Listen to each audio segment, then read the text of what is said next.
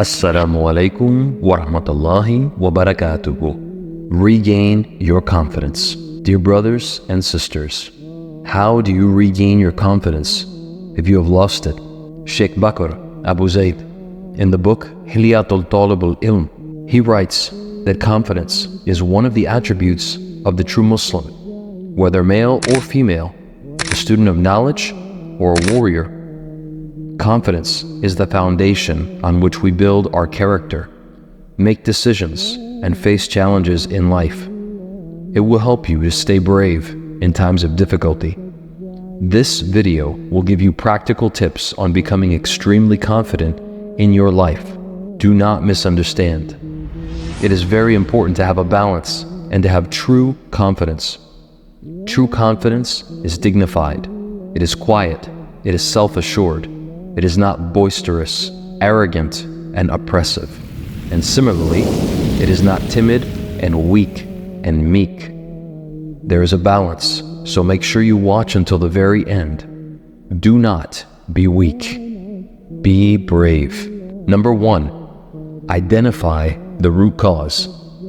As Muslims, we understand that our self-worth is not determined by material possessions or societal standards, but rather by our relationship with Allah. Therefore, you need to identify the root cause of your lack of confidence in order to regain it. Many of us have fallen into the trap of comparing ourselves to others, especially on social media, and this can lead to destructive feelings of self-doubt. Do not misunderstand. A healthy amount of self-doubt was implemented by the Sahaba radiallahu anhum, where they would question their own motives and confront themselves with issues that they had and mistakes they had made. This is healthy. But when we forget that our worth is not defined by our number of followers, when we doubt even our values and everything about ourselves, when we doubt the love that Allah has for us, and doubt if we are good people or not, this can lead us into a place where our own unique strengths and weaknesses are lost, where our purpose in life, using these strengths to serve Allah and the community around us, is forgotten, and where we fall into weaknesses. Another root of low self-confidence among the Muslims is the negative influence of others. We're surrounded by people who may not always have our best interests at heart. We may encounter individuals who constantly belittle us, criticize us, or make us feel inferior. This can take a toll on our self-esteem or make us doubt our self-worth. Whatever it is, even if due to past traumas, it's your responsibility to identify it and to heal it. That's the first step to regaining your confidence and your control. Once we understand the root cause of our low self-confidence, it becomes easier to find a solution. Number 2, practice self-compassion. In a world that constantly pressures us to be perfect, it can be easy to fall into a cycle of self-criticism and self-doubt. Because of this, your confidence can take a major hit and leave you feeling defeated. As Muslims, we are also faced with the additional pressure of living up to the expectations of our deen. We aim to be better Muslims, and when we fall short, if our hearts are healthy, we can be overly critical of ourselves. The opposite extreme is when we fall short and it doesn't even affect us. This is a dangerous place to be, brothers and sisters, and do not let yourself fall into either extreme. One powerful tool to overcome these negative emotions and extremes is to regain your self-confidence through self-compassion. This is when you are kind and understanding towards yourself, if you are too extreme upon yourself. At the other extreme, you will need to practice self-discipline and being a bit harsher and more strict with yourself. However, for those, and we assume the majority of those watching are strict on themselves because you're watching this, inshallah. If your heart is filled with regret and you feel bad for the sins and errors that you have committed, then know that your heart is alive and healthy. Continue to correct yourself. Continue to improve. However, be sure to also be compassionate with yourself and understand that you are on a journey of self-improvement and you are moving in the right direction. Do not misunderstand.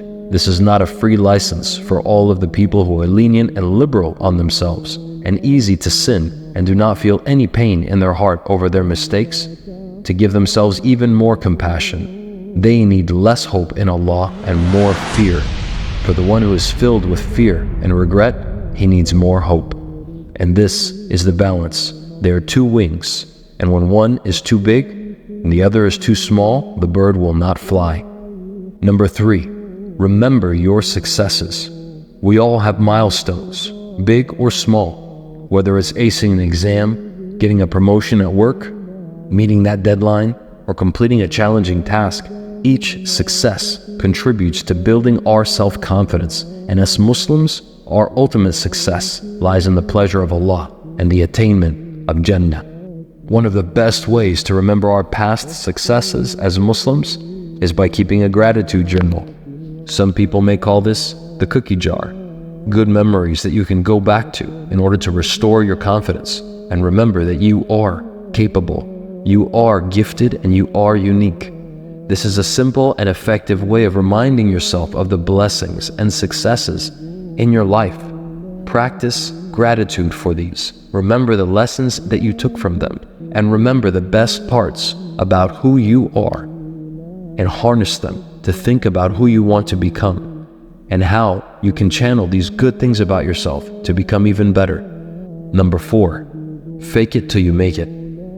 The phrase fake it until you make it may sound counterintuitive, and in fact, it's a phrase I don't like to say, because pretending to be confident when you aren't may seem false and even hypocritical. But the fact is, sometimes it can be a powerful and effective strategy to boost your self-confidence.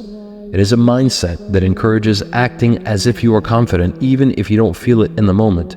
And yes, it is likely that people will see right through your behavior, and maybe you see right through your behavior. Except, maybe, just maybe, it can be the beginning of a positive shift, of a new change in behavior. Many people, when they begin a positive and new change in their life, they make sure that it is based on the right intentions, and then they proceed with confidence, but there's still this resistance, this feeling, this isn't really me, this doesn't suit me. This is shaitan that is standing in your way, brothers and sisters. Now, don't misunderstand. We are not encouraging you to be fake and to pretend to be boisterous and charismatic people when you are not. We simply encourage you to confidently be yourself, to stand assertively for what it is that you truly believe in. And if you feel that you are not confident in your own self, not confident expressing yourself, learn to be assertive and pretend that you are confident in your choices and in your speech until you are. This can help you to establish yourself and to actually feel that you are what you say you are. It is a way of starting to gradually shift your behavior in a positive direction, embodying these behaviors, thoughts, and attitudes of the confident individual and of your future self, even if you are not there yet. This is by no means an invitation to become a fake person. The idea behind the concept of faking confidence is perhaps that you can slowly start feeling more confident. When you start behaving confidently, your body language will start to change, and you will begin to portray a more assertive image. For instance, standing up straight with your shoulders back, making eye contact. Doing these things while speaking can make you appear more confident, even if you don't feel it internally. And in fact, almost every change that you make in your life will feel wrong. What feels right to you right now is what's getting you your results. And if you do not like your results, then what feels right is wrong for you. We often see this with people who refuse to follow the deen of Allah, subhanahu wa ta'ala. We see people who say, the hijab just doesn't feel right for me. The niqab doesn't feel right. Praying 5 times a day doesn't feel right. Well, your feelings are wrong. What is right is the sunnah, and what is right is the deen. And so when you know that you are proceeding on the truth and on the right path, and your feelings don't agree, well, push past your feelings, brothers and sisters. Number 5, take care of your physical health. Our physical and mental well-being are closely connected. Taking care of your physical health by exercising, eating healthy, and getting enough sleep has a huge impact on your self-confidence and on your general ability to function. When you feel good physically, you are more likely to feel confident mentally. I've never in my entire life met a person who looked good, was physically fit, was doing well in their life, and told me they felt terrible. Have you ever noticed that? Why is that? Our bodies are an amana, a trust from Allah. That means we have a responsibility to take care of them properly. You can't expect to eat junk and feel good, and to do nothing, and to be strong. Aim for at least 30 minutes of moderate physical exercise daily. Get outside in the fresh air. Have some morning sunlight. Enjoy your life. Make sure that you consume healthy meals. You can read my free ebook on testosterone, where I include full meal plans, diets, and lifestyles that are conducive to increasing your testosterone and increasing your health. It is a full mini course on everything you need regarding boosting testosterone, which will no doubt increase your confidence in return. Number 6, set small, achievable goals. It is human nature to dream big, but we forget that the path to success starts with setting small, achievable goals. And sometimes when we lose our confidence, we stop setting any goals at all. Astaghfirullah. When you set yourself a goal, my dear brother, my dear sister, set a small one that you can successfully accomplish. It will give you a sense of accomplishment. It will be an easy start, and it will lead to a chain effect. This in turn boosts your confidence and motivates you and sets you for new goals and new work towards them. As we continue to achieve these smaller goals and our confidence grows, we gain the belief that we can conquer bigger goals as well. When we set unrealistic goals, or we're unclear in how to quantify them or how to achieve them, well, that's a recipe for failure that can create unnecessary pressure and a feeling of inadequacy. Setting smaller goals allows you to break down larger goals into smaller, more manageable tasks. This will help you to stay consistent and disciplined.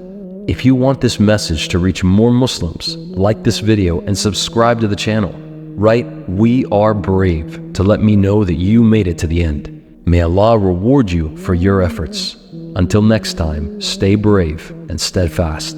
Assalamu alaikum wa rahmatullahi wa barakatuh.